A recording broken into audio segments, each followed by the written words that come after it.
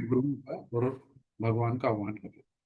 ओम नमो भगवते वासुदेवाय।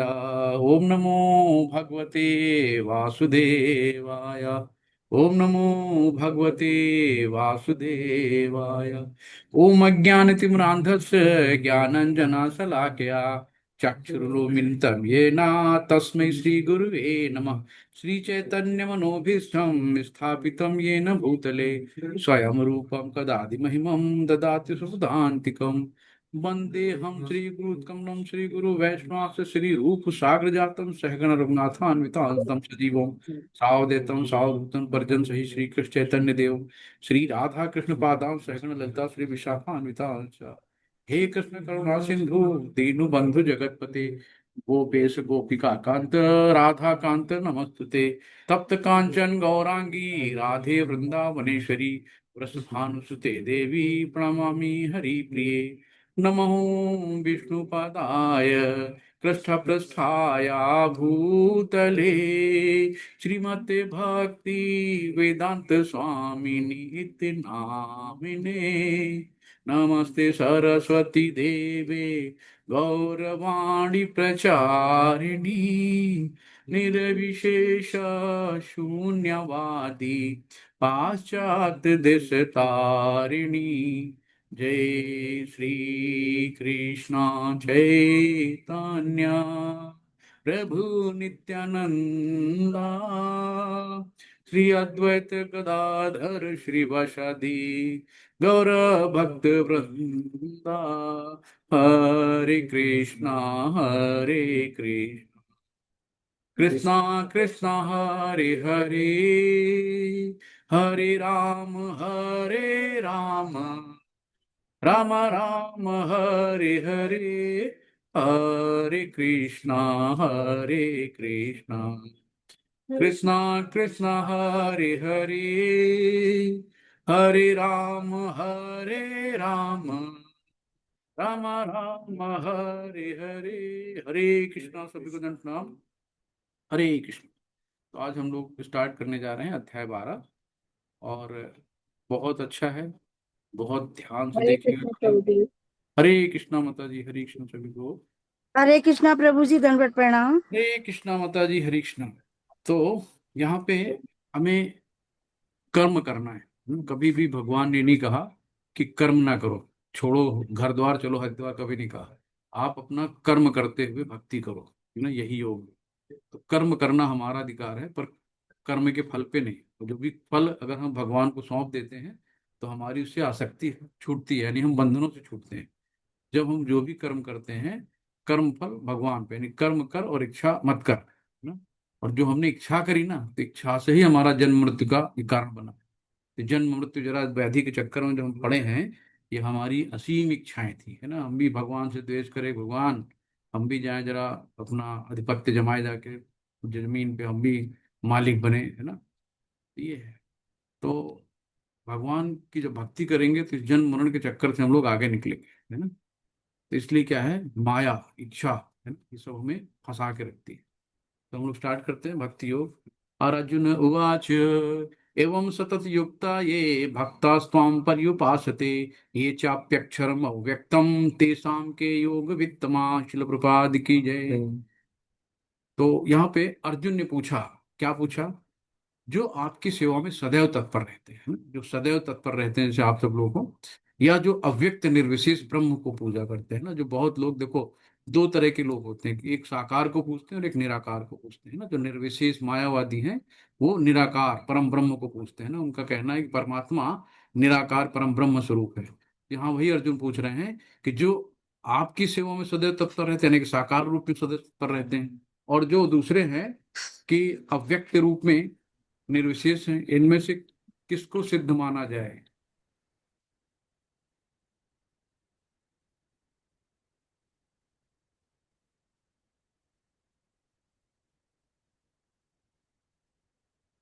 पर ये कौन आ गया था? तो यहाँ पे ये दो क्वेश्चन होते हैं। तो हमेशा कि अब तक कृष्ण साकार है ना, निराकार एवं सर्वव्यापक को समझा जा चुके हैं, है ना। तो अभी हम लोग समझ चुके हैं साकार और निराकार, ये चीजें हम लोगों की समझ में आ गई है। मैंने मैसेज किया था व्हाट्सएप पे, 3 to 4 बिजी रहूंगा। 4:30 बजे आओ, 4:30। तो यहाँ पे यही कहते हैं, जो लोग भक्ति के द्वारा परमेश्वर की प्रत्यक्ष सेवा करते हैं वो सगुणवादी कहलाते हैं, और जो लोग निर्विशेष ब्रह्म का ध्यान करते हैं वो निर्विशेषवादी कहलाते हैं। तो यही अब अर्जुन पूछ रहे हैं कि इन दोनों में से श्रेष्ठ कौन है ना। तो कुछ ऐसे लोग हैं कि जो वही कहते हैं कि कुछ नहीं है, जो शून्य से शून्य मिल गया, सब निराकार है, कुछ भगवान भगवान कुछ नहीं होता है, सब ऐसे ही है, सब ऑटोनॉमस बॉडी है। तो ये लोग केवल ब्रह्म ज्योति तक जाते हैं, और ब्रह्म ज्योति से फिर वापस इनको आना पड़ता है। इनको भगवान का जो तेज है ना, भगवान नहीं दिखते, भगवान का तेज दिखता है ना। जैसे सूर्य है, सूर्य में चारों तरफ किरणें निकल रही हैं, बहुत सी किरणें निकल रही हैं, तो हमें किरणें दिख रही हैं, लेकिन किरणें कहाँ से आ रही हैं? सूर्य से आ रही हैं। सूर्य क्या है? एक लोक है ना। एक तो सूर्य का वहां पे एक राजा भी होगा, जैसे हम लोगों को बताएंगे ना, विश्वान वहां के राजा थे सूर्य लोक के। तो अब हमें केवल किरणें देख के हम इसी चमक में रह जाएं? अरे अंदर भी जाओ, जैसे रेलगाड़ी का डिब्बा है, इंजन में लाइट लगी है, लाइट दिख गई, बस ब्रह्म ज्योति दिख गई, भाई यही है। तो इंजन की लाइट के पीछे इंजन रेल का इंजन भी है, उसके पीछे जाओगे गाड़ी के डिब्बे भी हैं, उसके पीछे जाओगे तो पैसेंजर भी बैठी, सारी आत्माएं बैठी है ना। तो ये सब चीजें हैं। तो ये निर्विशेषवादी मायावादी लोग सिर्फ ब्रह्म ज्योति तक जाते हैं, और ब्रह्म ज्योति, भाई ये भी भक्त होते हैं, भगवान को भजते हैं, अच्छे कर्म करते हैं, पुण्य कर्म करते हैं, तो ये स्वर्ग लोक तक जाते हैं। और जब इनके पुण्य क्षीण होते हैं तो फिर वापस इनको धरा में लौटना पड़ता है ना। अब यहाँ भगवान बता रहे हैं, श्री भगवान उवाच मय्यावेश मनो ये माम नित्य युक्ता उपासते श्रद्धय्या पर्योपास्ते श्रद्धय्या पर्योपेतास ये में मुक्त युक्त मता मता। शिल प्रपात की जय। श्री भगवान ने कहा, जो लोग अपने मन को मेरे साकार रूप में एकाग्र, भगवान यहाँ स्वयं बता रहे हैं ना। वो अभी कल भी एक मेरे पास पेशेंट आए थे, बोले निराकार रूप में सबसे ज्यादा मानता हूँ। तो बच्चा था छोटा सा, लेकिन उसके अंदर जिज्ञासा थी, तो मैंने उसको बताया अच्छी चीजें, तो उसको लगा कि नहीं ठीक है। तो यही कहते हैं कि जो लोग, भगवान स्वयं कह रहे हैं कि जो लोग अपने मन को मेरे साकार रूप में एकाग्र रखते हैं और अत्यंत श्रद्धा पूर्वक मेरी पूजा करने में सदैव लगे रहते हैं, वे मेरे द्वारा परम सिद्ध माने जाते हैं। स्वयं भगवान कह रहे हैं, है ना। यहाँ किसी ने अपनी कोई बात नहीं लगाई, तो भगवान स्वयं अपने मुख से कह रहे हैं कि जो लोग मेरे साकार रूप में एकाग्र करते हैं ना, अपने मन को साकार रूप में एकाग्र करते हैं और अत्यंत श्रद्धा पूर्वक मेरी पूजा करते हैं, है ना, सदैव लगे रहते हैं, तो मेरे द्वारा परम सिद्ध माने जाते हैं। तो एकदम साफ बता दिया है ना। तो शुद्ध भक्त निरंतर कार्यरत रहता है, कभी कीर्तन करता है तो कभी श्रवण करता है, या कृष्ण विषय की कोई पुस्तक पढ़ता है, या कभी कभी प्रसाद तैयार करता है, या बाजार से कृष्ण के लिए कुछ मूल लाता है ना, कि हम अपने कान्हा के बाजार से कुछ भी लाते हो तो आप ये नहीं कि हम अपने ले जा रहे हैं, अपने बच्चों को नहीं, हम अपने कन्हैया के लिए ले जा रहे हैं ना। कुछ भी ले जाओ तो उसमें भगवान को जोड़ो। या कभी कभी मंदिर झाड़ता बुहारता है, तो कभी कभी बर्तन धोता है, तो कुछ भी करता है, कृष्ण संबंधित कार्यों के अतिरिक्त अन्य किसी कार्य में एक क्षण भी नहीं गंवाता, तो ऐसा कार्य पूर्ण समाधि कहलाता है ना। यही है समाधि। ये त्वक्षरम निर्देशम अव्यक्तम पर्युपासते सर्वत्र गमन चिंतन चा कूटस्थमचलम ध्रुवम सन्येन्द्रियग्रामम सर्वत्र संबुद्धया ते प्राप्नुवन्ति मामेवा सर्वभूत हिते रताः। शिला प्रभुपाद की जय। लेकिन जो लोग अपनी इंद्रियों को वश में करके तथा सबों के प्रति संभाव रखकर परम सत्य की निराकार कल्पना के अंतर्गत उस अव्यक्त की पूरी तरह से पूजा करते हैं, जो इंद्रियों की अनुभूति से परे है, सर्वव्यापी है, अकल्पनीय है, अपरिवर्तनीय है, अचल तथा ध्रुव है, वे समस्त लोगों के कल्याण में संलग्न रहकर अंततः मुझे प्राप्त होते हैं, है ना। तो अपनी इंद्रियों को वश में, यानी कि हमें क्या है, गुणातीत बन जाना है ना, अपनी इंद्रियों को वश में कर लेना है ना। और सबों के प्रति संभाव, जितने भी जीव है ना, मम युवांशु जीव लोको जीव भूत सनातना। तो जितने भी प्राणी हैं संसार में, एक माइक्रोस्कोप से देखने वाला जो जीव है ना, उसके अंदर भी परमात्मा क्षीरोदक्षाय विष्णु के रूप में रहते हैं, उसके हृदय में, है ना। बड़े से बड़े हाथी, बड़ी बड़ी भैल के जीव हृदय में भी परमात्मा रहते हैं। तो हमें क्या है कि जितने भी जीव हैं सबके प्रति संभाव रखना चाहिए। क्यों? क्योंकि परमात्मा उसके अंदर विराजमान है ना। तो सब जितने भी चलते फिरते जीव हैं सब मंदिर हैं। भाई परमात्मा को खोजने आप भगवान को देखने मंदिर में जाते हो ना, तो यहाँ जितने जीव हैं, घर परिवार के जितने लोग, समझ लो भाई सब मंदिर है, सबको नतमस्तक रहो। जब आप इस तरह से सबके अंदर भगवान देखोगे तो किसी के प्रति द्वेष भाव नहीं रहेगी, किसी के प्रति गुस्सा नहीं आएगी। तो संभाव रखकर परम सत्य की निराकार कल्पना के अंतर्गत उस अव्यक्त की पूरी तरह से पूजा करते हैं। अव्यक्त, जिसको व्यक्त ही नहीं किया जा सकता, है ना, जो आदि पुरुष है, जो इंद्रियों की अनुभूति से परे है, जो हम उनको, वही हमारी ये इंद्रियां अपूर्ण है ना, मनुष्य की इंद्रियां अपूर्ण, हम दीवार से बाहर तक देख नहीं सकते, है ना। तो हम इंद्रियों से क्या कल्पना कर सकते हैं? सर्वव्यापी है ना, कॉस्मोपॉलिट, हर जगह है, सिर्फ वही है, आदि है ना अंत है ना उसका मध्य है, अकल्पनीय है, उसकी कल्पना भी नहीं करी जा सकती, अपरिवर्तनीय है ना, शाश्वत है ना, सदैव एक सा रहने वाला, उसमें कोई परिवर्तन नहीं, तो अचल है, ध्रुव है। ये समस्त लोगों के कल्याण में संलग्न रहकर अंततः मुझे प्राप्त करते हैं ना। तो इतना दृढ़ विश्वास होना चाहिए, इतना दृढ़ होना चाहिए। तेषाम सतत युक्तानाम भजताम प्रीतिपूर्वक, है ना, निरातार लगनतर भगवान की सेवा में लगे रहते हैं, भजताम प्रीतिपूर्वक, प्रीतिपूर्वक भगवान को भजते रहते हैं। तो ददामि बुद्धि योगम, तब भगवान उन्हें बुद्धि देते हैं, ददामि बुद्धि योगम तम ये माम प्राप्ति, तब हमें प्राप्त कर सकते हो। तो भगवान जब तक बुद्धि नहीं देंगे, योग नहीं देंगे, तब तक हम भगवान को प्राप्त नहीं कर सकते। तो भगवान की निरंतर प्रेममयी सेवा में हमें संलग्न रहना चाहिए, है ना। यही कहा गया है कि कि जो जो भी व्यक्ति, प्रत्येक प्राणी की सेवा करनी होती है ना, यहाँ हम लोग सेवा ही करनी आए, चाहे माया की सेवा करो, चाहे बीवी पत्नी की सेवा करो, चाहे कुत्ते की करो, करनी है तो इससे बेहतर भगवान की करो, है ना। तो समस्त जीवों के कल्याण कार्य में तत्परता होता है। तो ये है कि मनुष्य को भगवान कृष्ण के पास पहुंचना ही होता है, अन्यथा पूर्ण साक्षात्कार नहीं हो पाता है। तो प्राय भगवान की शरण में जाने के पूर्व पर्याप्त तपस्या करनी होती है, पर्याप्त तपस्या को, तपस्या क्या, वही हरे कृष्ण कृष्ण कृष्ण हरे हरे, हरे राम राम राम हरे हरे। सिर्फ भगवान की सेवा यही है कि आप एक बार सुबह उठ के, जरूरी नहीं कि मार घंटों अर्च विग्रह की सेवा में लगे हैं, घंटों जो है नहाना धोना और ये सफाई, मंदिर सफाई नहीं। सुबह उठ के पहला काम है माला, है ना। प्रभुपाद जी ने यही नहीं कहा कि आप सुबह उठ के मंगला आरती 2 घंटे करो, 2 घंटे भगवान की पूजा में लगाओ, नहीं, सबसे पहले उठ के कंप्लीट करो माला, है ना। 16 माला और 4 नियमों का पालन ही बोला है, बस इतना ही बोला है। तो 16 माला और 4 नियमों का पालन, तो जो हमारे आचार्य ने बोला है, तो पहले हमें उसको करना है। फिर उसके बाद जो आपकी श्रद्धा हो करो, कोई दिक्कत नहीं, है ना, दिन भर पूजा करो, कुछ भी करो, लेकिन जो नियम है पहले उनको फॉलो। तो सबसे पहले उठ के आपको 16 माला कंप्लीट करनी है।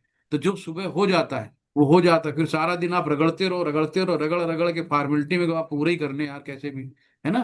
तो ना आपको संतुष्टि मिलती है ना माला को संतुष्टि मिलती है। इसलिए जो सुबह सुबह ब्रह्म मुहूर्त में सबसे पहला काम, उठो, स्नान ध्यान करो, और जैसे लोग मेडिटेशन में बैठते हैं, आप माला लेके भगवान का नाम, देखो भगवान आपके बगल में बैठ के आपका नाम सुन लेंगे अपना, है ना। आप करिए, सुबह जप करिए, सुबह जप में मन लगेगा, ध्यान लगेगा, थोड़ी नींद आती है, कोई मतलब नहीं, है ना।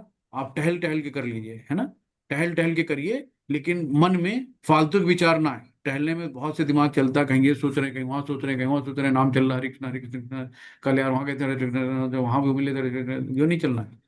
आप नाम लीजिए, शुद्ध उच्चारण लीजिए, और अपने जो कान में सुनाई दे रही है आपका भगवान का नाम, वो भगवान का नाम सुन के, उस नाम, आपको कुछ नहीं, भगवान का नाम भी, नाम गुण रूप सब भगवान है ना। तो शब्द रूप में भगवान है, तो शब्द रूप भगवान का दर्शन करिए कि आप हरे बोले तो आपके आगे हरे लिख जाए, कृष्ण, हरे राम, तो सब आपके आंखों के सामने लिखना चाहिए।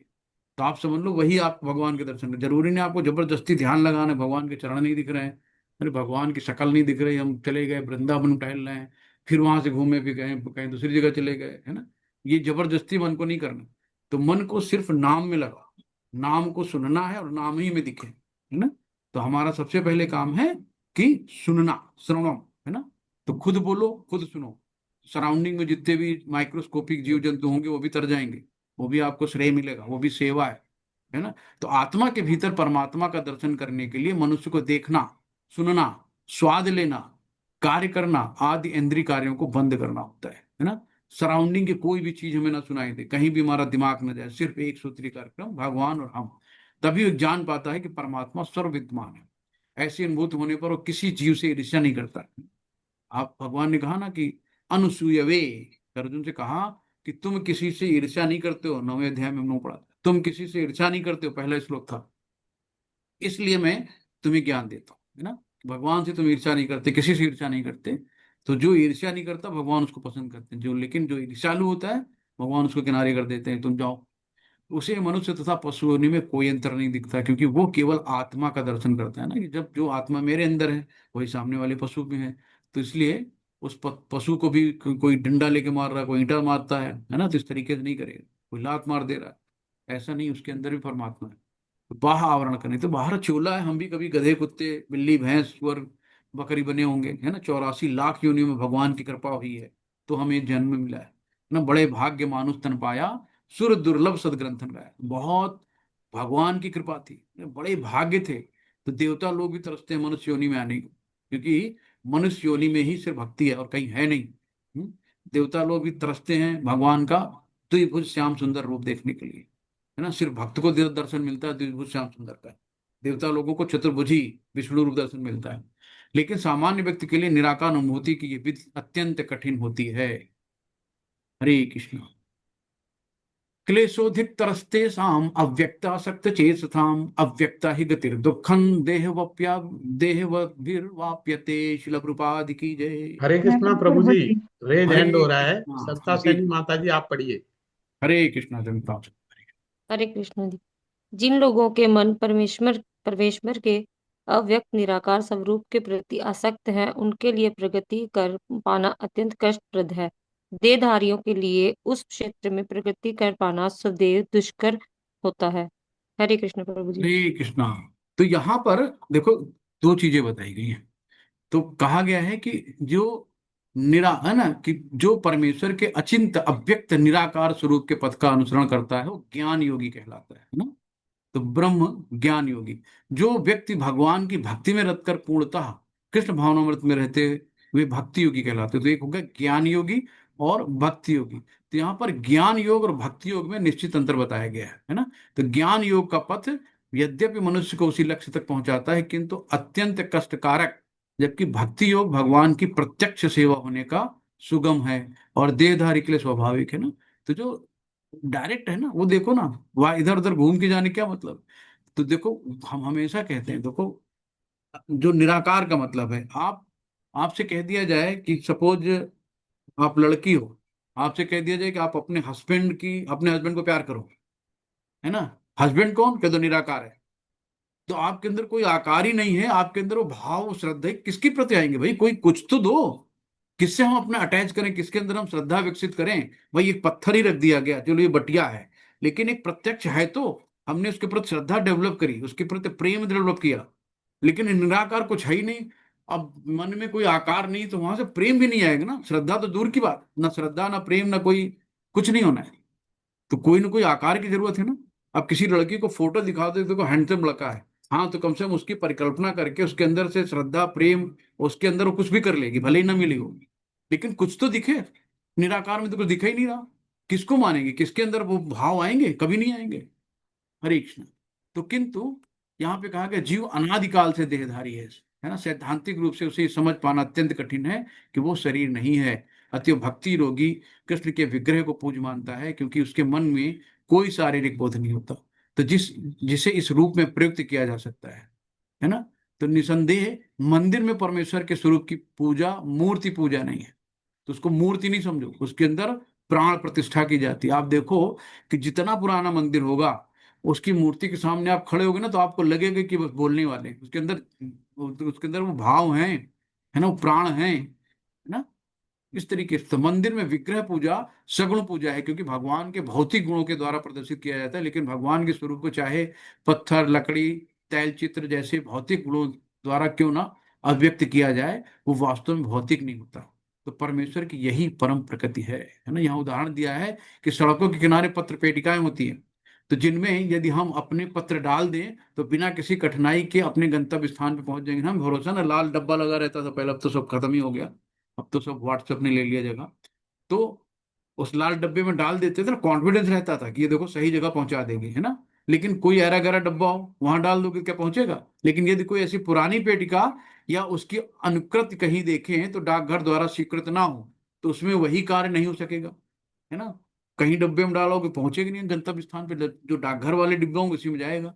तो इसी प्रकार ईश्वर ने विग्रह रूप में अपने अर्च को विग्रह कहते हैं, जिसे अर्च विग्रह कहते हैं, अपना प्रमाणिक यानी कि मोहर लगा दिए, कि वैद्य स्वरूप बना रखा है। ये अर्च विग्रह परमेश्वर का अवतार है, अवतरित होते भगवान ऊपर से नीचे आते हैं।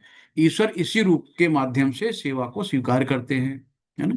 हमेशा अपने अर्च विग्रह के माध्यम को कहते नहीं है कि भोग क्या बताओ, भगवान का शरीर आध्यात्मिक है तो भगवान क्या आपके रोटी के भूखे हैं, आपके सब्जी के भूखे हैं?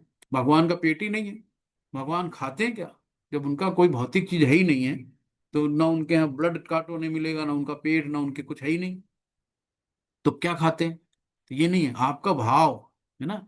वो कहते हैं कि जब आप भोग लगाते हो तो राधा रानी उस थाली को ले जाती हैं और अपने किचन में रखती हैं और अपनी नई थाली लगा के आपको देती हैं। तो भोग लगाई हुई चीज का स्वाद अपने आप बढ़ जाता है क्योंकि उसमें राधा रानी का हाथ लग चुका होता है। इसलिए कभी भी बिना भगवान को भोग लगाए कोई भी चीज नहीं खानी है ना? हमेशा ध्यान रखो। जैसे कि हमने श्लोक हमने याद कर लिया, क्या बुक से श्लोक गायब हो गया? आप थाली लेके पहुंच गए तो क्या थाली में तो पूरा खाना रखा है, थाली में खाना रखा है, ठीक है। आपने गीता के श्लोक याद कर लिए, है ना। सर्वधर्म परित्याजम माम एकम शरणम व्रजम अहम त्वाम सर्व पाप्यो विमोक्ष्यसि मामेव शुचित। क्या गीता के श्लोक गायब हो गया वहां से? वो तो श्लोक वहीं पे है और आपके ब्रेन में आ गया। ऐसी भोग है। आप ये मत सोचिए कभी करे भोग तो भगवान खाते नहीं, थाली दिखाओ लौटा लो, सब होता है ना। तो ऐसे ही होता है, इसको ऐसे समझो। तो इस प्रकार भक्त भगवान को सीधे और तुरंत ही पहुंचने में कोई कठिनाई होती है, लेकिन जो लोग आध्यात्मिक साक्षात्कार के लिए निराकार विधि का अनुकरण करते हैं उनके लिए मार्ग कठिन है। उन्हें उपनिषदों जैसे वैदिक वैदिक साहित्य के माध्यम से अव्यक्त रूप को समझना होता है ना। भाषा सीखनी होती है तो बड़ा कठिन है। शास्त्रों को पढ़ो, ये करो वो करो, सिंपल फार्मूला हरे कृष्ण कृष्ण कृष्ण हरे हरे, हरे राम राम राम हरे हरे। महामंत्र का जप कर लो, 4 नियमों का पालन कर लो, और कृष्ण भावनामृत में भक्तिरत मनुष्य मात्र गुरु के पद प्रदर्शन द्वारा, मात्र अर्च विग्रह के निमित्त नमस्कार द्वारा, मात्र भगवान की महिमा के श्रवण द्वारा, जैसे आप लोग श्रवण कर रहे हैं, मात्र भगवान पर चढ़ाए गए उच्छिष्ट भोजन को खाने से भगवान को सरलता से समझ सकता है। कितनी सरल विधि है। हम कहाँ इतने हजारों लाखों शास्त्र लिखे गए हैं, कहाँ शास्त्रों को पढ़ेंगे, कहाँ तक हम उसमें भटकते रहेंगे, कौन समझाएगा, कौन बताएगा, है ना। सबसे सरल विधि। भाई ध्रुव महाराज, पता ना, खटवांग महाराज को 48 घंटे में भगवत प्राप्ति हुई। जैसे उनको पता चला कि तुम्हारा खानदान निपट गया, खटवांग महाराज इतने शक्तिशाली थे कि देवताओं के लिए लड़ने जाते थे। तो इसके बाद जो है उनको पता चला कि सब तो खत्म, तो सीधे आए, तुरंत उन्होंने महामंत्र का जप किया और सीधे भगवत धाम गए, है ना। ध्रुव महाराज 5 साल की उम्र में चले, कौन से उन्होंने शास्त्रों का बहुत अध्ययन किया था, किस शास्त्रों की विधि से भगवान को जाना, है ना। भक्त प्रहलाद, कौन से उन्होंने शास्त्रों का अध्ययन कर किया था, है ना, वो तो असुरों के यहाँ थे, फिर भी भगवान ने उनको अपनी शरण दी, है ना। तो ऐसे बहुत ज्यादा शास्त्रों के गहन उपजित, भाई चलो उनको तो बड़े पढ़े लिखे, उनको बड़े श्लोक आते हैं, उनको बड़ा ज्ञान है, वो तो भाई बहुत अच्छे भक्त हैं, कुछ नहीं, है ना। एक अनपढ़ से अनपढ़ भी बहुत अच्छा भक्त हो सकता है ना। भाव, और भगवान भाव और श्रद्धा के भूखे हैं, आपके बहुत पढ़ाई लिखाई के नहीं। तो जीव शाश्वत रूप में व्यष्टि आत्मा है, व्यष्टि मतलब इंडिविजुअल आत्मा। और यदि आध्यात्मिक पूर्ण में तदाकार होना चाहता है तो अपनी मूल प्रकृति से शाश्वत यानी सत, है ना, जिसका कभी क्षय नहीं होता है ना, तथा ज्ञेय यानी जानने योग्य चित्त पक्षों का साक्षात्कार कर सकता है, लेकिन आनंद में अंश की प्राप्ति नहीं हो सकती। ऐसा आध्यात्मिकवादी जो ज्ञान योग में अत्यंत विद्वान होते हैं, किसी भक्त के अनुग्रह से भक्ति योग प्राप्त होता है ना। तो भक्त के अनुग्रह से, भगवान ने हमेशा भक्त का, भक्तों से सुनो, भक्तों का संग करो, है ना। तो इतना इंपॉर्टेंट है। तो ये जो आज हम लोग बैठे हैं 24-25 लोग यहाँ पे, तो ये भक्त हैं, सब एक साथ संग मिला भक्तों का, है ना। इस तरीके से ये कहीं नहीं, भाई मंदिर नहीं जा पा रहे हैं, कुछ नहीं जा पा रहे हैं, तो ये कम से कम एक साथ इकट्ठा बैठे तो हैं, ये होता है। और यहीं पे है कि यदि कोई भक्त की अपेक्षा करना चाहता है तो नास्तिक होने का संकट रहता है। अतएव अव्यक्त विषयक एकाग्रता की विधि को, जो इंद्रियों की पहुंच से परे है, जैसा कि हम श्लोक में कहा जा चुका है कि इस युग में प्रोत्साहन नहीं मिलना चाहिए, भगवान कृष्ण ने इसका उपदेश दिया है। ये तो सर्वाणि कर्माणि मयि सन्न्यस्य मत्पराः अनन्येनैव योगे मां ध्यायन्त उपासते तेषां हत मृत्यु संसार सागरात् भवानी न चितार पार्थ मय्यावेशित चेतसां। शिल प्रभुपाद की जय। हरे कृष्ण। हरे कृष्ण हरे माता जी। कृष्ण प्रभु जी। जो अपने सारे कार्य को मुझ में अर्पित करके तथा अविचलित भाव से मेरी भक्ति करते हुए मेरी पूजा करते हैं और अपने चित्तों को मुझ पर स्थिर करके निरंतर मेरा ध्यान करते हैं, उनके लिए हे पार्थ, मैं जन्म मृत्यु के सागर से शीघ्र उद्धार करने वाला हूँ। हरे कृष्ण प्रभु जी। हरे कृष्णा। तो संपूर्ण शरणागत हो जाते हैं, है ना, पूर्ण रूप से शरणागति होती भगवान की। कहते हैं ना, तेरा तुझको अर्पण क्या लागे मेरा, लेकिन अर्पण नहीं कर पाते। जब पूर्ण रूप से शरणागति होंगे तो भगवान हमें इस भव बंधन से बाहर निकालेंगे, इस मृत्यु संसार जन्म मृत्यु के सागर से शीघ्र उद्धार करेंगे। तो कब करेंगे? जब पूर्ण शरणागति होगी, है ना। तो हमें क्या करना है? रो रो के भगवान से उनकी कृपा मांगनी है ना। हम अपने माँ बाप से दूर हैं, हम भूल गए हैं। आज हमें कष्ट है, इसलिए कष्ट है क्योंकि हम भगवान को भूल चुके हैं, है ना। तो भगवान से दूर होने की वजह से हम दुखी हैं। तो जितना ज्यादा भगवान के करीब आओगे, दुख उतना दूर जाता जाएगा। तो हमें भगवान से रो रो के उनकी मतलब भक्ति मांगनी है, उनकी कृपा मांगनी है ना। कि जब भगवान अपनी भक्ति दे देंगे, अपनी सेवा दे देंगे, तो सब कुछ अच्छा हो जाएगा, है ना। तो केवल भक्ति से परमेश्वर को जाना सकता है ना। भक्त्या माँ भी जाने आती यावन्यास्म तत्वतः। तो एक भक्त ही भगवान को जान सकता है ना। तो भक्त्या माँ भी जाने आती यावन्यास्म तत्वतः। तो एक एज इट इज भगवान को भक्ति जान सकता और कोई नहीं जान सकता। तो अतः मनुष्य को चाहिए कि पूर्ण रूप से भक्त बने। भगवान को प्राप्त करने के लिए वो अपने मन को कृष्ण में पूर्णतः एकाग्र करे। वो कृष्ण के लिए कर्म करे, चाहे जो भी कर्म करे, लेकिन वो कर्म कृष्ण के लिए होना चाहिए। कुछ भी करो, सोते जागते उठते बैठते हर चीज में कृष्ण होना चाहिए सेंटर में। तो भक्ति का यही आदर्श है। तो भक्त भगवान को प्रसन्न करने के अतिरिक्त और कुछ भी नहीं चाहता है। तो सिर्फ हमारे कन्हैया, हमारे कान्हा, हमारे लड्डू गोपाल खुश रहें। कैसे खुश रहें ये मुझे नहीं पता। हमें सारे प्रयास करने हैं उनको खुश करने के लिए ना। देखो, सबसे बड़ी चीज होती है सेवा। आप देखते हो ना, जो भी होता है ना, वत्स मैं तुम्हारी सेवा से प्रसन्न हुआ, है ना। हर आदमी सेवा से प्रसन्न होता है। माँ की सेवा कर दो, माँ देखो कितनी दुआएं देगी। पिता की सेवा कर दो, पड़ोसी की कर दो, रास्ते चलते किसी को हाथ पकड़ के रास्ता पार करा दो, कितना खुश हो जाता है ना। तो सेवा है परमो धर्मा।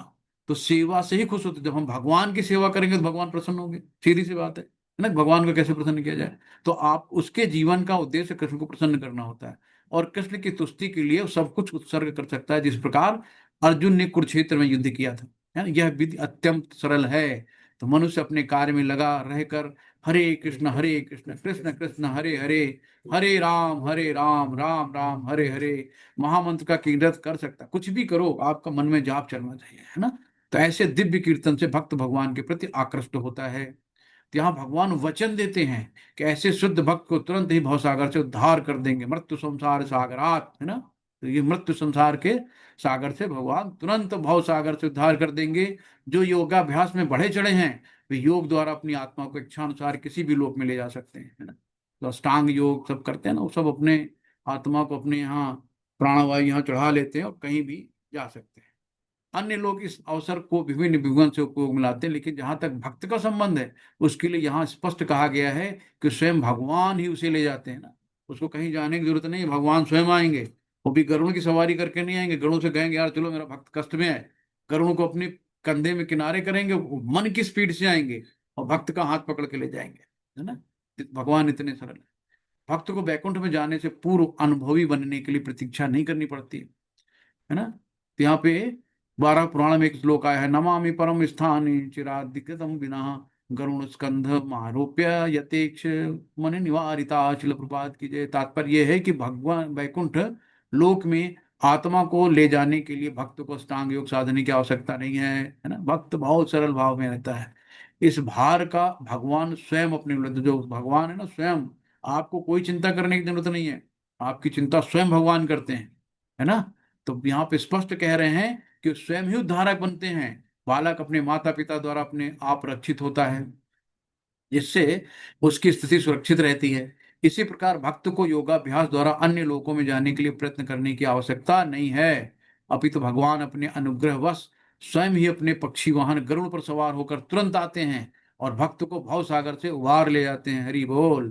तो कोई कितना ही कुशल तैराक क्यों न हो और कितना ही प्रयत्न क्यों न करे, किंतु समुद्र में गिर जाने पर वो अपने को नहीं बचा सकता। किंतु यदि कोई आकर उसे जल से बाहर निकाल ले तो वो आसानी से बच जाता है। इसी प्रकार भगवान भक्त को इस सागर से निकाल लेते हैं। मनुष्य को केवल कृष्ण भावनामृत की सुगम विधि का अभ्यास करना होता है और अपने आप को अनन्य भक्ति में प्रवृत्त करना होता है। किसी भी बुद्धिमान व्यक्ति को चाहिए कि वो अन्य समस्त मार्गों की अपेक्षा भक्ति योग को चुने, है ना। तो अष्टांग योग सरल है, भक्ति योग, तो भक्ति योग को चुने। ये है भक्ति इस, योग। जी माता जी, भक्ति योग बहुत सरल है ना। कलयुग में हम लोग बहुत भाग्यशाली हैं कि कलयुग में पैदा हुए, इतना सरल भक्ति और किसी युग में नहीं है। जी तो प्रभु। इस श्लोक का भावार्थ यह है कि मनुष्य को चाहिए कि वो ना तो सकाम कर्म की विभिन्न विधियों में उलझे, है ना, सकाम कर्म जो अपने स्वार्थ के लिए किया जाता है, ना ही पूरे चिंतन से ज्ञान का अनुशीलन करे। जो परम भगवान की भक्ति में लीन है वो समस्त लक्ष्यों को प्राप्त करता है, और अन्य योग विधियों, चिंतन, अनुष्ठानों, यज्ञों, दान पुण्यों आदि से सेवा प्राप्त होने वाले हैं। कि भक्ति का यही विषय वरदान है।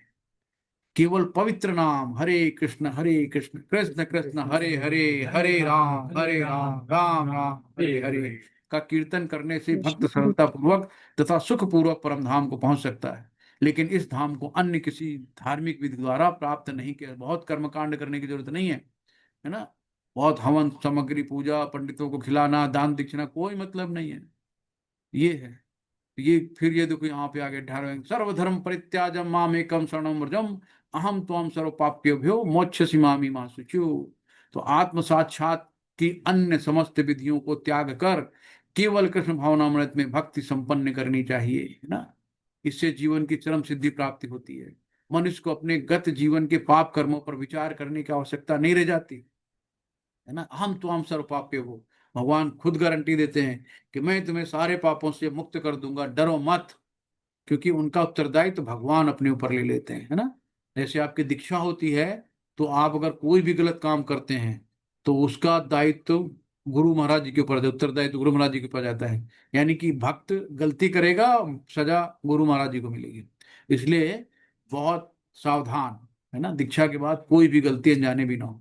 अतः मनुष्य को व्यर्थ ही आध्यात्मिक अनुभूति में अपने उद्धार का प्रयत्न नहीं करना चाहिए।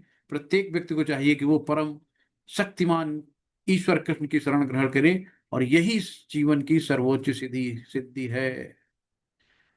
मय्येव मन आधस्व मयि बुद्धिम निवेश्य निवस्यसि मय्येव अत ऊर्ध्व न संशय। शिल प्रपाद की जय। हरे कृष्ण माता जी।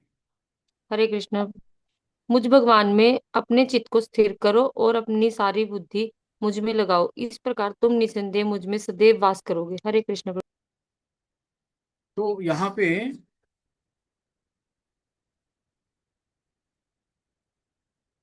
पे कहा गया है, देखो, अब यहाँ पे भगवान अपनी भक्ति के बारे में बताते हैं, कैसे कैसे भक्ति होती है। तो यहाँ पे अनन्य भक्ति की बात कर रहे हैं, है ना। तो अनन्य भक्ति ये है, मय्य मन आधस्य मयि बुद्धि निवेश निवस्यस्य मय्येव अत ऊर्ध्वन संशय। तो यहाँ पे कोई संदेह नहीं है, भगवान ने कहा कि मुझ भगवान में अपने चित्त को स्थिर करो और अपनी सारी बुद्धि मुझ में लगाओ, इस प्रकार तुम निसंदेह मुझ में सदैव वास करोगे।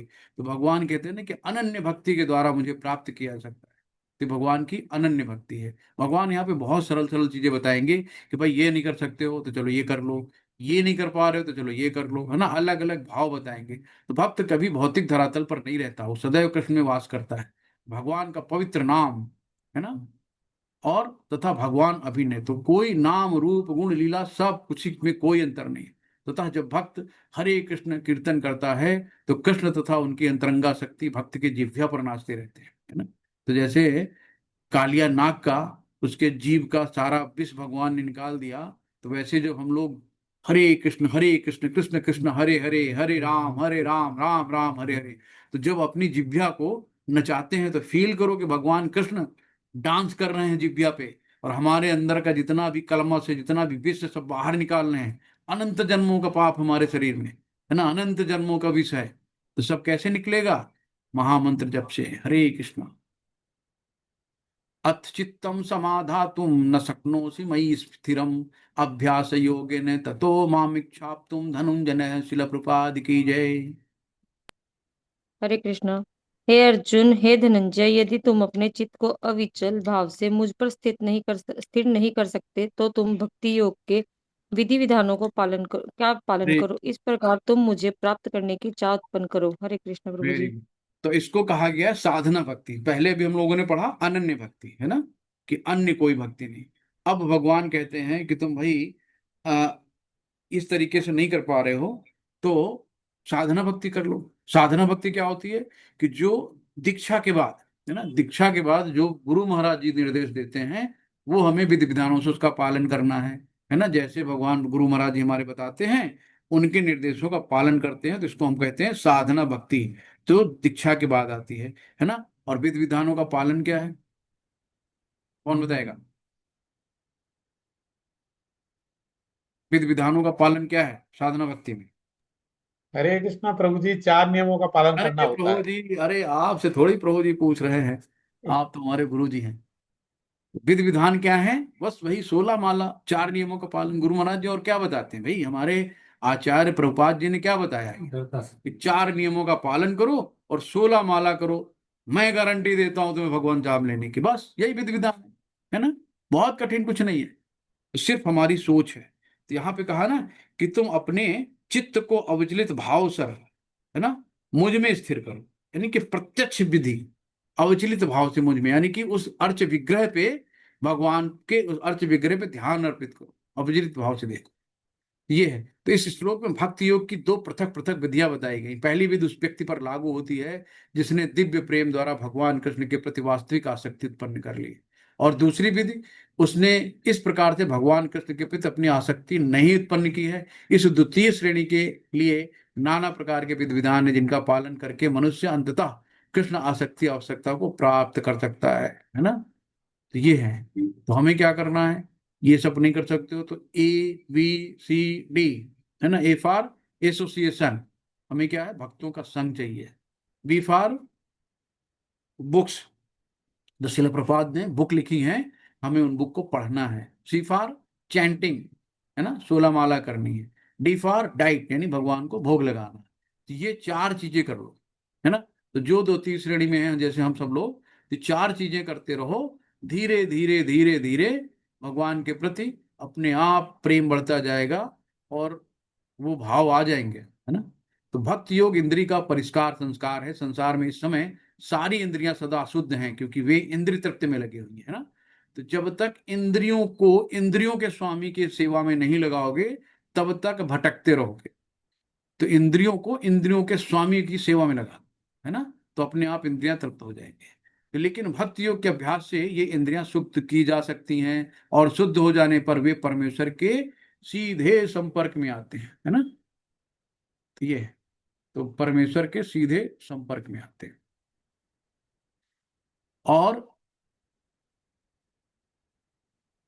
इस संसार में रहते हुए मैं अन्य स्वामी की सेवा में रत हो सकता हूं, लेकिन मैं सचमुच उसकी प्रेम पूर्ण सेवा नहीं करता। मैं केवल धन के लिए सेवा करता हूं और वह स्वामी भी मुझसे प्रेम नहीं करता, वो मुझसे सेवा करता है ना, कराता है और मुझे धन देता, अतएव प्रेम का प्रश्न ही नहीं उठता। लेकिन आध्यात्मिक जीवन के लिए मनुष्य को प्रेम की शुद्ध अवस्था तक ऊपर उठना होता है। ये प्रेम अवस्था इन्हीं इंद्रियों के द्वारा भक्ति के अभ्यास से प्राप्त की जा सकती है। तो ये कही गई है कि ये ईश्वर प्रेम अभी तक हृदय में सुप्त अवस्था में है। वहां पर ये ईश्वर प्रेम अनेक रूपों में प्रकट होता है, लेकिन भौतिक संगत से दूषित हो जाता है। अतएव उस भौतिक संगत से हृदय को विमल बनाना होता है और उस सुप्त स्वाभाविक कृष्ण प्रेम को जागृत करना होता है। यही भक्तियों की पूरी विधि है, यही है ना। तो यहाँ पे कहा गया है क्या नियमों का पालन करना है। यथा ब्रह्म मुहूर्त में जागना, स्नान करना, मंदिर में जाना, प्रार्थना करना एवं हरे कृष्ण कीर्तन करना, फिर अर्चा विग्रह पर चढ़ाए गए फूलों को चुनना, अर्च विग्रह पर भोग चढ़ाने के लिए भोजन बनाना, प्रसाद ग्रहण करना आदि अनेक विधि विधान है, तो जिनका पालन आवश्यक है। मनुष्य को शुद्ध भक्तों की से नियमित रूप से भगवत गीता तथा भगवत भागवतम सुनना चाहिए। इस अध्याय से कोई भी ईश्वर प्रेम के स्तर तक उठ सकता है और तब भगवत धाम तक उसका पहुंचना ध्रुव है, अटल सत्य है ध्रुव। मतलब विधि विधानों के अंतर्गत गुरु के आदेशानुसार भक्ति योग का ये अभ्यास करके मनुष्य निश्चित ही भगवत प्रेम की अवस्था को प्राप्त होता है। इसे कहते हैं साधना भक्ति। तो पहले हम लोगों ने देखा अनन्य भक्ति, अब देखा साधना भक्ति, है ना। तो अब हम लोग आ रहे हैं अभ्यासे अभ्यासे अपि समर्थो असि मत कर्म परमो भवः मदर्मपि कर्माणि कुर्वन् सिद्धिं वाप्स्यसि। शिल प्रपाद की जय। हरे कृष्ण। हरे कृष्ण। यदि तुम भक्ति योग के विधि विधानों का भी अभ्यास नहीं कर सकते तो मेरे लिए कर्म करने का प्रयत्न करो, क्योंकि मेरे लिए कर्म करने से तुम पूर्ण अवस्था को प्राप्त होगे। हरे नहीं, कृष्ण प्रभु। अब अगर आप अनन्य भक्ति नहीं कर पाते हो, चलो कोई बात नहीं भाई, साधना भक्ति कर लो, जो गुरु बताते हैं उनके द्वारा निर्देशानुसार कर लो। वो भी नहीं कर पाते हो, भगवान कहते हैं निष्काम कर्म करो, निष्काम भक्ति, यानी कि जो भी कर्म करो फल की इच्छा नहीं करो, है ना। तो हमारे क्या है कि फल की इच्छा किए बिना जो कार्य करते हैं उसको हम निष्काम कर्म योग कहते हैं। तो ये निष्काम भाव से भक्ति कर लो, है ना। यहाँ पे ये बताते हैं इसके निष्काम भाव की। तो यहाँ पे कि यदि किसी के पास पर्याप्त धन है तो वो कृष्ण भावना के प्रचार के लिए कोई कार्यालय अथवा मंदिर निर्मित कराने में सहायता करता है, अथवा प्रकाशन में सहायता पहुंचाता है। कर्म के विविध क्षेत्र हैं, मनुष्य को ऐसे कर्मों में रुचि लेनी चाहिए। यदि कोई अपने कर्मों के फल को नहीं त्याग सकता तो कम से कम उसका कुछ प्रतिशत कृष्ण भावनामृत के प्रचार में लगा दे ना, दान कर ले, भगवान मंदिर में जाके सेवा कर ले, मंदिर की साफ सफाई कर ले, कुछ ऐसा कर ले जैसे भी जिसकी जो श्रद्धा हो। तो ये निष्काम, यानी कि भगवान के लिए हम लोग अपने लिए काम न करें। अथ एतद अथेदप्त शक्योसी कर्तुम मद्योगम आश्रितः सर्वकर्म फल त्यागम ततः कुरु यतात्मनाम यतात्मवाम। हरे कृष्ण। हरे हरे कृष्णा हरे माता जी, कृष्ण। धन्यवाद आपको। हम मधु माता जी पढ़ेंगी। जी। पढ़िए हरे माता। कृष्ण। हरे कृष्णा प्रभु जी, आपने हरे मुझे पठन का अवसर दिया। श्री प्रभुपाद जी की जय। किंतु यदि तुम मेरे इस भावना अमृत में कर्म करने में असमर्थ हो तो तुम अपने कर्म के समस्त फलों को त्याग कर कर्म करने का तथा आत्म स्थित होने का प्रयत्न करो। हरे कृष्णा। हरे कृष्ण। तो जो भी कर्म कर रहे हो उस कर्म फल का त्याग करो, यानी कि भगवान को दे दो, है ना। जो भी कर्म किया सब भगवान, तेरा तुझको अर्पण क्या लागे मेरा, गाने नहीं गाओ, करो वास्तविक में करो, है ना। तो ये आती है सकाम कर्म योग। तो अभी हमने अनन्य भक्ति योग पढ़ा, फिर साधना, फिर निष्काम, फिर अब आ गया सकाम, है ना। तो ये सकाम में क्या है कि नंदोतर विद्या, यानी कि आप दान दे दो, है ना, शारीरिक सेवा कर लो, कुछ भी करो। तो सकाम कर्म योग है कि जैसे भी करो भाई, लेकिन जो कर्म के फल हैं उनको त्याग कर दो। तो अपने कार्यकलापों के संचित फल को किसी शुभ कार्य में लगा दो, है ना। तो भौतिक जगत में हम लोग कर्म फल को त्याग नहीं पाते, और यही हमारा बंधन, यही हमारे दुख का कारण है ना, कि हम कहते हैं अर्पण लेकिन अर्पण कुछ नहीं कर पाते। और यही चीज होती है ना कि भाई हमने हॉस्पिटल बनवा दिया, हमने धर्मशाला बनवा दी, हम जो है बहुत लोगों की सेवा कर रहे हैं, तो मानव सेवा माधव सेवा नहीं है, है ना। जो लोग कहते हैं भाई चलो हम बहुत पुण्य काम कर रहे हैं, ये कर रहे हैं, नेक काम कर रहे हैं, प्याऊ खुलवा दिया, ये करवा दिया, तो मानव सेवा माधव सेवा नहीं है ना। तो भक्ति युक्त कर्म करना और सब कर्म के फलों को त्याग कर, है ना। तो जितने भी कर्म फल हैं सबको त्याग दो, तो सबसे श्रेष्ठ यही है। तो जो भी काम करो भक्ति युक्त कर्म करो, तो पुण्य कमाओगे। अच्छी बात है, सब पुण्य कर्म है, जितने भी कर्म कांड होते हैं, मानव सेवा पुण्य कर्म है। तो पुण्य कर्म इकट्ठा होंगे, वो स्वर्गलोक तक जाओगे। लेकिन जहां पुण्य कर्म छीन हुए, फिर वापस जन्म मृत्यु जरा व्याधि के चक्कर में आना पड़ेगा। तो यही है।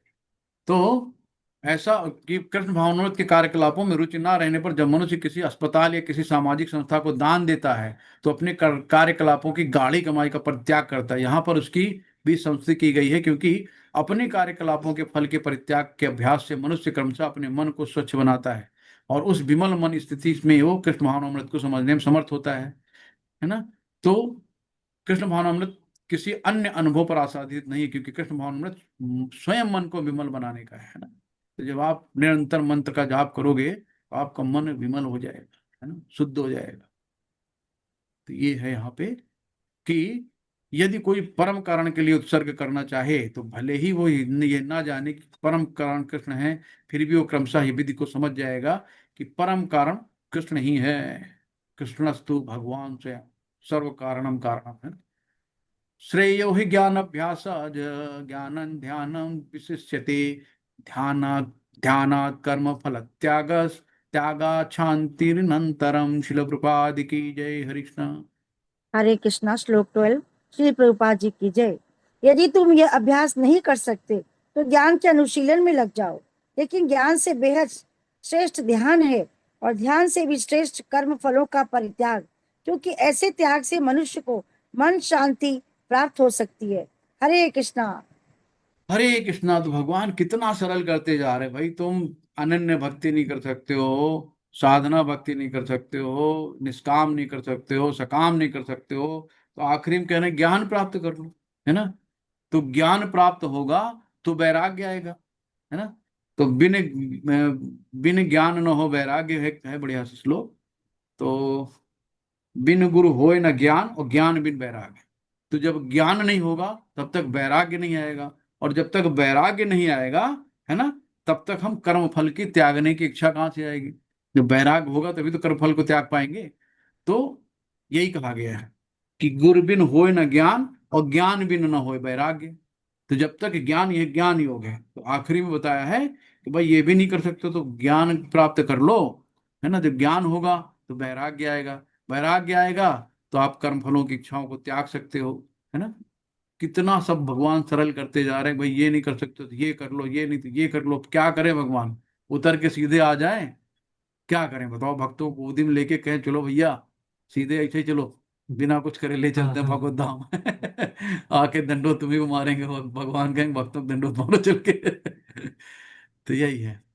तो संपेस्तम, सर्वोच्च लक्ष्य भगवान तक पहुंचने की दो विधियां हैं। एक विधि क्रमिक विकास और दूसरी प्रत्यक्ष विधि, है ना। तो क्रमिक विकास धीरे धीरे, और एक होता प्रत्यक्ष। तो जैसे एक लगा है कि भाई एलिवेटर लगा है, कि भाई लिफ्ट का बटन दबाया सीधे पहुंच गया, प्रत्यक्ष। और एक होगा धीरे धीरे एक एक स्टेप, एक एक सीढ़ी चढ़ते जा रहे हैं। तो कृष्ण भावना भावित में भक्ति प्रत्यक्ष विधि है। अन्य विधि से कर्मों के फल का त्याग करना होता है, तभी मनुष्य ज्ञान की अवस्था में पहुंचता है। इसके बाद ध्यान की अवस्था पर, फिर परमात्मा के बोध की अवस्था, और अंत में भगवान की अवस्था आती है।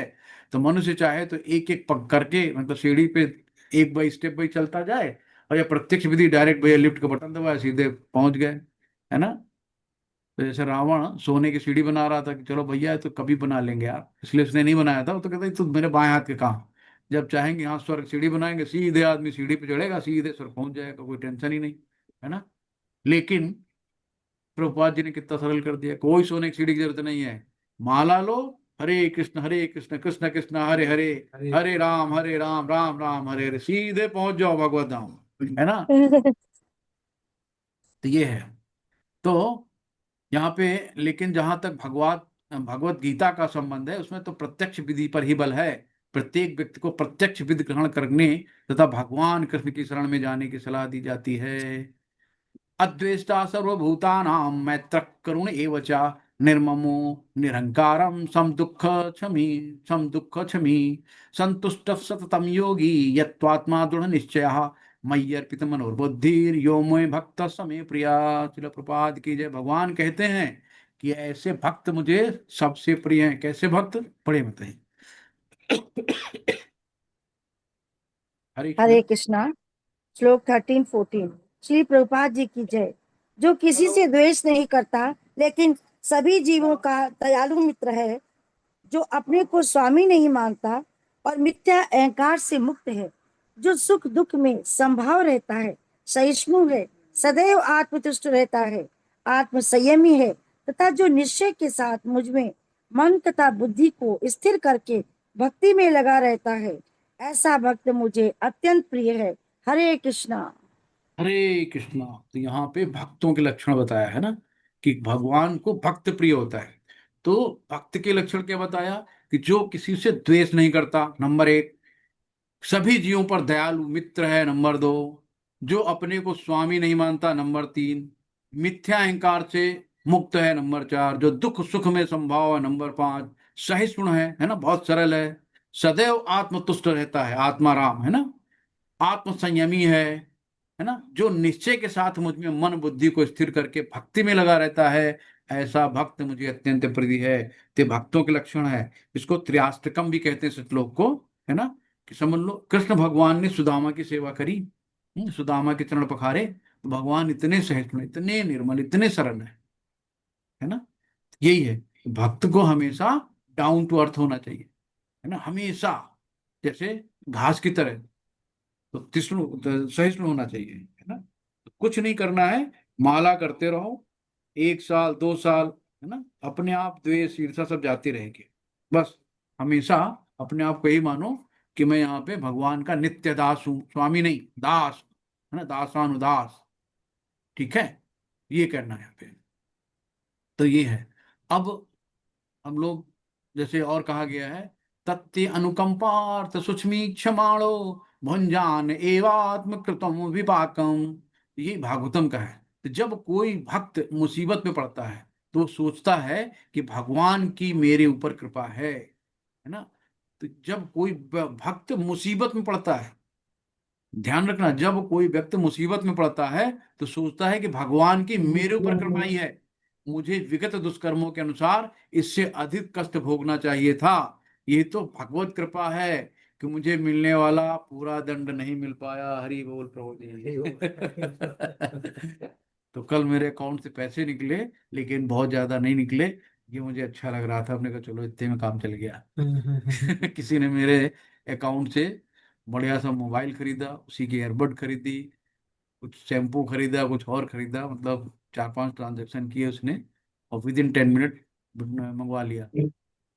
तो मुझे लगा चलो यार इतने से निपट गया, शायद हो सकता है बहुत बड़ी हानि होने वाली थी। तो भगवान है खुद ही पढ़ा रहे ना, भगवान खुद दिखा रहे हैं, वाह मजा आ गया। तो मुझे विगत दुष्कर्मों के अनुसार इससे अधिक कष्ट भोगना चाहिए था। ये तो भगवत कृपा है कि मुझे मिलने वाला पूरा दंड नहीं मिल पा रहा है, भगवत कृपा से थोड़ा ही दंड मिला है। अतएव अनेक कष्टपूर्ण परिस्थितियों में भी वो सदैव शांत और धीर बना रहता है। तो कल मुझे यही लग रहा था कि जाए पहले एफआईआर कराएं, फिर मुझे लग रहा है क्लास का टाइम है, हमने कहा चलो क्लास पहले करो, फिर सब मारो गोली, देखा जाएगा, छोड़ो जाने दो जो गया। तो भाग दौड़ करने से बड़ा क्लास छूट जाएगी। हमेशा ऐसे रहना चाहिए ना, भक्त सदैव प्रत्येक प्राणी पर, यहाँ तक कि अपने शत्रु पर भी दयालु होता है। निर्मम का अर्थ है कि भक्त सारे कष्टों को प्रधानता नहीं प्रदान करता, क्योंकि वो अच्छी तरह जानता है कि भौतिक शरीर नहीं है, वो अपने को शरीर नहीं मानता, अतएव मिथ्या अहंकार का बोध से मुक्त रहता है और सुख तथा दुख में संभाव रहता है। वो सहिष्णु होता है और भगवत कृपा से जो कुछ प्राप्त होता है उसी से संतुष्ट होता है ना। संतुष्ट सततम योगी, तो संतुष्ट रहता है। वो ऐसी वस्तु को प्राप्त करने का प्रयास नहीं करता जो कठिनाई से मिल जाती है, वो सदैव प्रसन्नचित रहता है ना। तो भक्त हमेशा प्रसन्नचित रहता है, मुस्कुराता रहता है, उसके चेहरे पे एक मुस्कुराहट रहती है, जैसे हमारे रवि प्रभु जी के यहाँ है ना, हमेशा मुस्कुराते रहते हैं। तो शुद्ध भक्त होता है और अपने गुरु के आदेशों पर अटल रहता, क्योंकि उसकी इंद्रियां वश में रहती है, तब वो दृढ़ निश्चय होता है, वो झूठे तर्कों से विचलित नहीं होता है, क्योंकि इसमें भक्ति दृढ़ संकल्प से हटा नहीं सकता। वो पूर्णतः अवगत रहता है कृष्ण उसके शाश्वत प्रभु हैं, अतएव कोई भी उससे विचलित नहीं कर सकता है ना, कोई भी विचलित नहीं कर सकता। इस समस्त गुणों के फलस्वरूप वो अपने मन तथा बुद्धि को पूर्णतः परमेश्वर के पर स्थिर करने में समर्थ होता है। भक्त का ऐसा आदर्श अत्यंत दुर्लभ है, लेकिन भक्त भक्ति के विधि विधानों का पालन करते हुए उसी अवस्था में रहता है, स्थित रहता है। और फिर भगवान कहते हैं कि ऐसा भक्त उन्हें अति प्रिय है, क्योंकि भगवान उसकी कृष्ण भावना से युक्त कार्यकलापों से सदैव प्रसन्न रहते हैं। हरि बोल। यस्मा यस्मान्नो दुजते लोको लोकानि दुजते दुजते च यः हर्षामर्ष भयो यो मुक्त हर्षामर्ष भयो यो मुक्तो यह सच में प्रिया। शिल प्रभुपाद की जय। हरि कृष्णा। श्लोक 15। श्री प्रभुपाद जी की जय। जिससे किसी को कष्ट नहीं पहुंचता तथा जो अन्य किसी के द्वारा विचलित नहीं किया जाता, जो सुख दुख में, भय तथा चिंता में समभाव रहता है, वह मुझे अत्यंत प्रिय है। हरे कृष्णा। हरे कृष्णा, है ना। तो किसी को कष्ट नहीं पहुंचाता और अन्य किसी के द्वारा विचलित नहीं किया सकता। सुख दुख भय चिंता में यहाँ पे एक कहानी आती है कि चित्रकेतु वो आ रहे थे विष्णु लोक से अपने रथ पे, और शिव जी जो है पार्वती को अपनी जंघा पे बिठाल के ऋषि मुनियों को कथा सुना रहे थे। तो किसी बात पे अपना मुस्कुरा रहे होंगे, अपनी किसी बात होगी कोई, लेकिन पार्वती जी को लगा कि ये मुझे देख के मुस्कुरा रहा है। पार्वती जी ने उसको तुरंत श्राप दे दिया कि जा राक्षस बन जा ना, शायद वो वृतासुर बना था। तो अब वो नीचे आए, अरे तुरंत दंडवत प्रणाम किया माता जी प्रभु जी, और शिव जी ने कहा अरे ये तो मेरा अनन्य भक्त है, माता जी आपने क्या गलती कर दी, ये तो उसके भाव कभी आ ही नहीं सकते। तो फिर भी वो विचलित नहीं हुए, उन्होंने कहा जो माता जी का आदेश है ना। तो वृतासुर बना, और वृतासुर जब इंद्र से उसकी लड़ाई हुई तो उसने खुद इंद्र को बोला, इतना शक्तिशाली था, इंद्र से बोला अपना वज्र उठा मार मुझे, यहां मार, है ना, कि मतलब कितनी जल्दी मारो कि मुझे मुक्ति मिले इस शरीर से। और मैं हाँ इस शरीर को छोड़ के भगवत धाम जा सकूं, है ना। वो राक्षस में बने। तो इस तरीके के गुण होते हैं कि किसी को कोई कष्ट नहीं पहुंचाता, अन्य किसी के द्वारा विचलित नहीं किया जाता, और सुख दुख में भय तथा चिंता में संभाव रहता है, वो मुझे अत्यंत प्रिय है। हरि बोल। समस्त उपद्रव से परे रहता है। अनपेक्ष सुचिर दक्षम उदासीनो गतम व्यथा सर्वरंभ परित्यागी यो मत भक्त समे प्रिया। शिल प्रपाद की जय। हरे कृष्णा। हरे कृष्णा माता जी, धन्यवाद। सुमित्रा माता जी आप पढ़िए अब आप। धन्यवाद प्रभु जी। हरे कृष्णा। मेरा सुमित्रा ऐसा माता जी भक्त पढ़िए। जो हाँ जी प्रभु, मेरा ऐसा भक्त जो सामान्य कार्यकलापों पर आश्रित नहीं है, जो शुद्ध है, दक्ष है, चिंता रहित है, समस्त कष्टों से रहित है और किसी फल के लिए प्रयत्नशील नहीं रहता, मुझे अतिशय प्रिय है। हरे कृष्ण प्रभु जी। हरे कृष्णा। तो अब शुद्ध भक्त से के मुख से जो नाम भी सुनते हैं ना लोग, तो उसमें भी शुद्धि आती है। शुद्ध भक्त के दर्शन मात्र से शुद्धि आती है। शील प्रभुपाद जी हिप्पियों को हैप्पी बना के आ गए। जहां सिर्फ लड़की और शराब शवाब लेके पड़े रहते थे, उसी में अपना आनंद सुख ढूंढते थे, वहां जाके उन्होंने डंका बजा दिया, है ना। जो कोई सुनना पसंद नहीं करता था, कोई जानते नहीं था कृष्ण क्या होते हैं, भगवान क्या होते हैं ना, तो ये शुद्ध भक्त होते हैं कि उनके दर्शन मात्र से, जैसे नामाचार्य हरदास ठाकुर जी, एक वेश्या उनको आई भ्रष्ट करने के लिए, तो एक दिन, दो दिन, तीन दिन, तीसरे दिन खुद ही दंडवत हो गई कि हमको ही प्रभु बहुत महामंत्र में मजा आई, सब तो बहुत घिनौनी चीजें हैं, हमको भी अपना शिष्य बना लो, है ना। तो तुरंत जाके, तो शुद्ध भक्त की संगत में आके ऐसी ऐसी लोग भी शुद्ध भक्त बन जाते हैं, है ना, भक्ति में आ जाते हैं। तो हमें यही करना है कि कुछ नहीं, है ना, कि बस केवल भक्त दिन भर में 2 बार स्नान करता है, भक्त के लिए प्रातः काल ही जल्दी उठना, इस प्रकार वो बाहर से भीतर से स्वच्छ रहता है। भक्त सदैव दक्ष होता है ना। भीतर से स्वच्छ कैसे होना है? हरे कृष्ण कृष्ण कृष्ण हरे हरे, हरे राम राम राम हरे, है ना। मंत्र जाप करके हमने अपने आप को अंदर से शुद्ध कर लिया, ऊपर से नहा लिया, है ना, ठंडे गर्म पानी जैसे भी नहाना हो। तो ये होता है कि दोनों तरह से शुद्धता।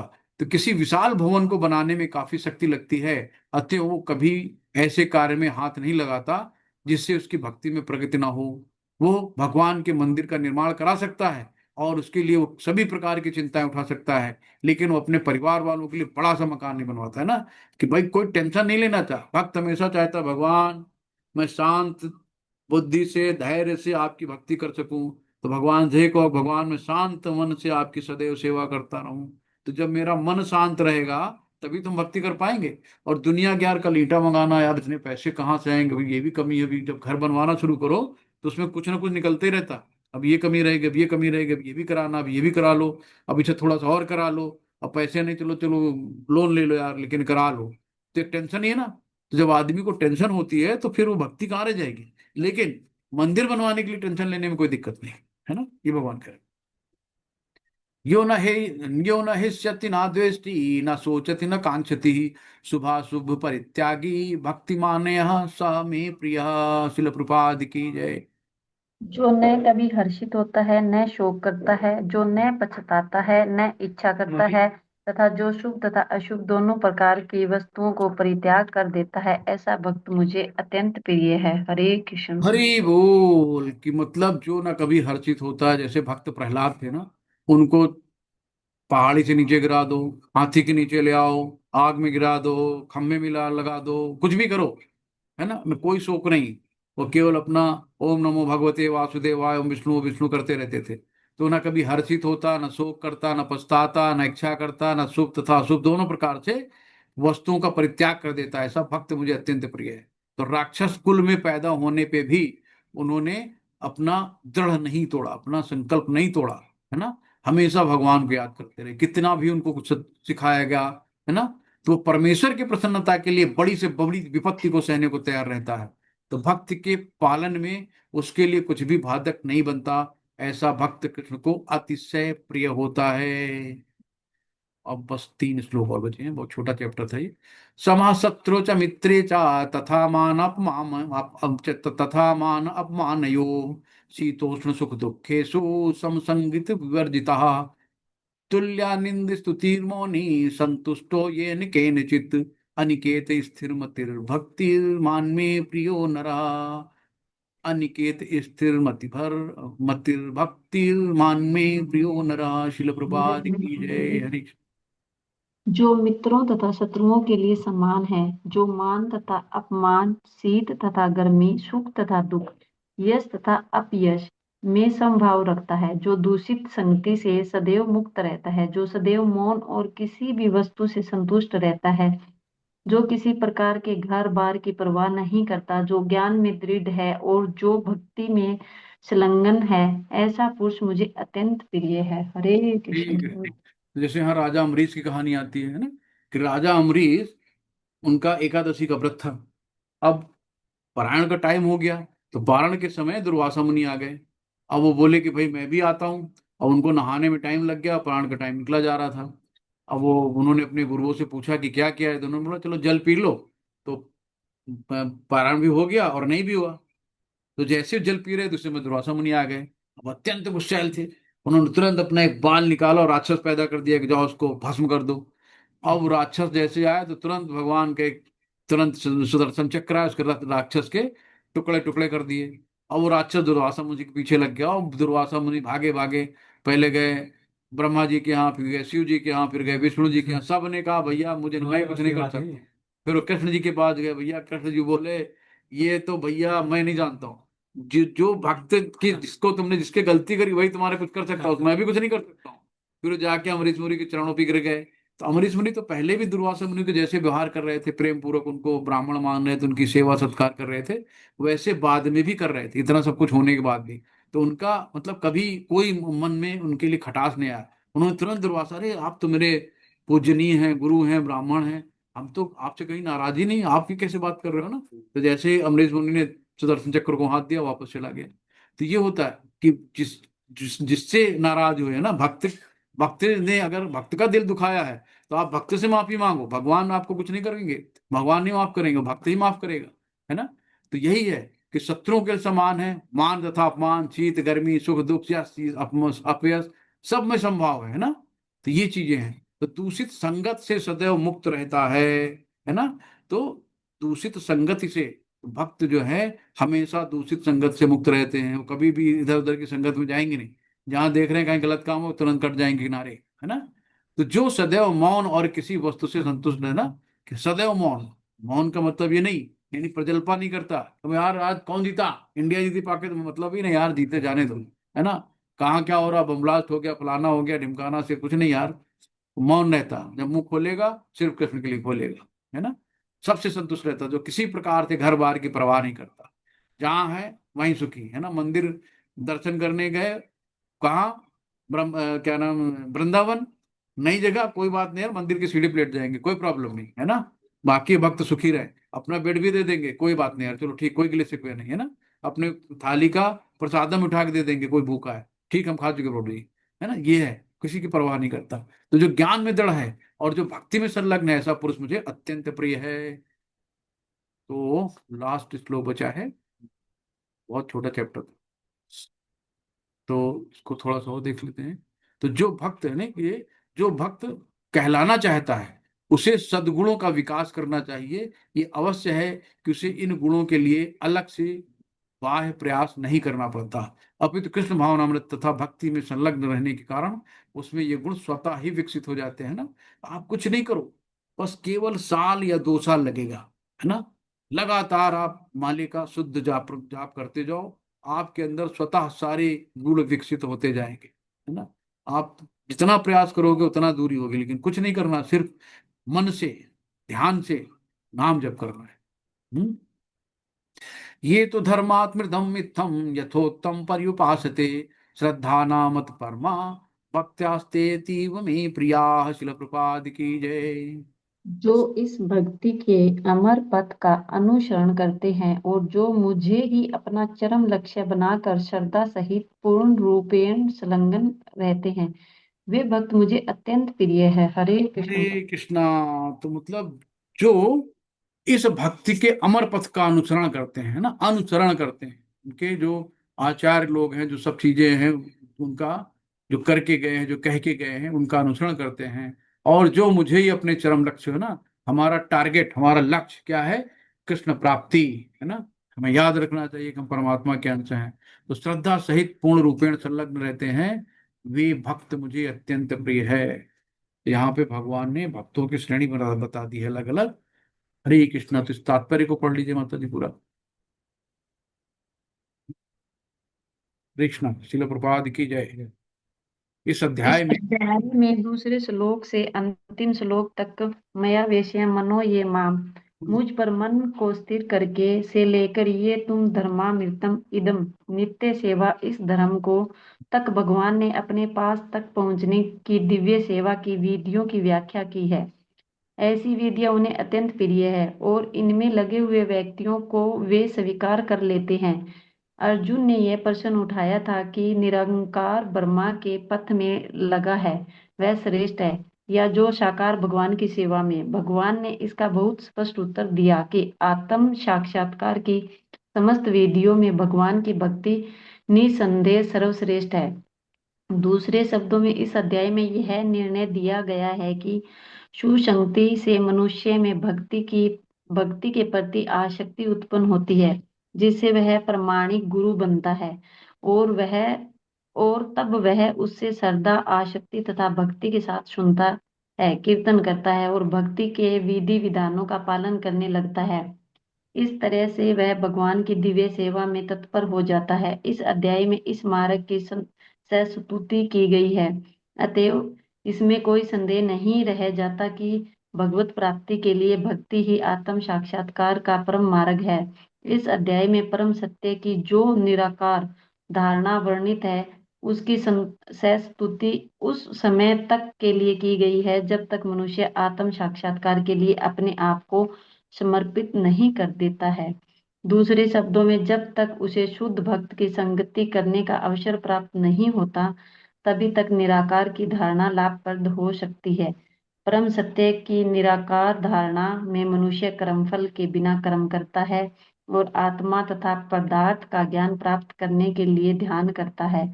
यह तभी तक आवश्यक है जब तक शुद्ध भक्त की संगति प्राप्त न हो सके। सौभाग्यवश यदि कोई शुद्ध भक्ति में सीधे कृष्णा भावनामृत में लगना चाहता है तो उसे आत्म साक्षात्कार के इतने सोपान पार नहीं करने होते। भगवत गीता भगवत गीता के बीच के 6 अध्यायों में जिस प्रकार भक्ति का वर्णन हुआ है वह अत्यंत हृदयग्राही है। किसी को जीवन निर्वाह के लिए वस्तुओं की चिंता नहीं करनी होती क्योंकि भगवत कृपा से सारी वस्तुएं सत्य सुलभ होती है। हरि इस बोल। प्रकार हरि बोल। हरि इस प्रकार भागवत गीता के 12वें अध्याय भक्ति योग का भक्ति वेदांत तात्पर्य पूर्ण हुआ। शिल प्रपाद की जय।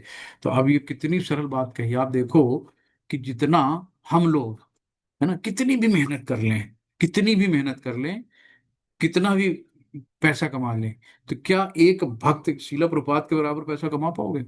है ना? पूरे वर्ल्ड में इतने मंदिर बनवा पाओगे? है ना? एक भक्त के मतलब यहाँ साफ साफ लिखा क्योंकि भगवत कृपा से सारी वस्तुएं सुलभ हो जाती हैं। है ना?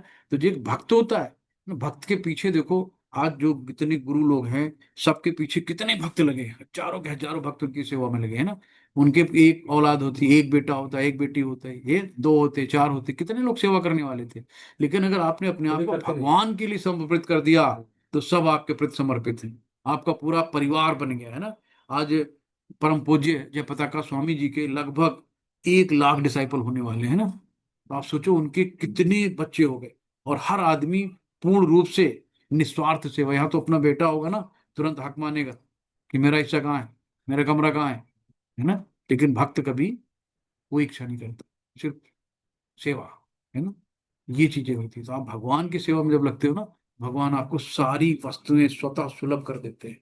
हरे कृष्णा हरे कृष्णा। हरे कृष्णा। तो आज का ये चैप्टर खत्म हुआ। किसी का मेरी द्वारा कोई त्रुटि हो तो क्षमा, और कोई आप उसमें ऐड ऑन करना चाहते हो तो ऐड ऑन कर लो, और किसी का कोई सवाल हो तो स्वागत है। हरे कृष्ण। हरे कृष्णा। हरे दंडवत प्रणाम। हरे कृष्ण। हरे कृष्ण दंडवत प्रणाम प्रभु। हरे कृष्ण। हरे कृष्णा प्रभु। किसी का कोई क्वेश्चन है?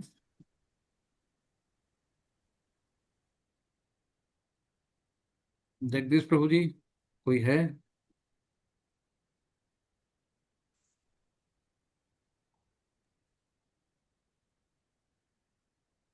तो फिर अगर कुछ नहीं है फिर हम लोग कल मिलते हैं।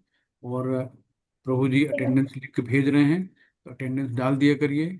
और सेकंड लेवल की क्विज की भी भेजी गई है, तो आप क्विज करते रहो तो धीरे धीरे हम्म, हाँ, बिल्कुल बात है। चल अच्छा, वांछा कल्पतरुभ्यक्षा कृपा सिंधु सिंधुभ्यः च पतितानां पावनेभ्यो वैष्णवेभ्यो नमो नमः। श्रील हरे कृष्ण। प्रभुपाद की जय, जय गोविंद की जय, गुरु जय महाराज की जय, सभी भक्तों जय की जय हो। जय। हरे हरे कृष्णा प्रभु जी, कृष्णा दंडवत हरे प्रणाम। कृष्णा हरे कृष्ण कृष्णा हरे कृष्ण कृष्णा हरे कृष्ण हरे, हरे कृष्णा हरे हरे राम हरे हरे राम हरे राम राम हरे राम राम हरे हरे। राम राम हरे हरे हरे कृष्णा हरे हरे कृष्णा हरे हरे कृष्णा कृष्णा कृष्णा कृष्ण कृष्ण कृष्ण हरे कृष्ण हरे, कृष्णा हरे हरे हरे हरे हरे हरे हरे हरे राम राम राम हरे हरे राम राम राम राम राम हरे हरे। हरे हरे हरे कृष्णा कृष्ण हरे हरे कृष्ण कृष्णा कृष्ण कृष्ण कृष्ण कृष्ण हरे कृष्ण हरे। हरे हरे हरे राम हरे हरे राम राम हरे राम राम राम हरे हरे। राम हरे हरे हरे कृष्णा हरे कृष्ण सभी। धन्यवाद प्रभु जी। हरे हरे कृष्णा कृष्णा। हरे कृष्णा हरे कृष्णा हरे कृष्णा। हरे कृष्णा प्रभु जी। हरे कृष्णा। हरे कृष्णा प्रभु जी। कल हम लोग 13वें अध्याय में थे। आज का अध्याय कैसा रहा भाई, अच्छा लगा? बहुत बढ़िया। बहुत अच्छा। हरे कृष्ण, धन्यवाद कृष्ण। सभी को।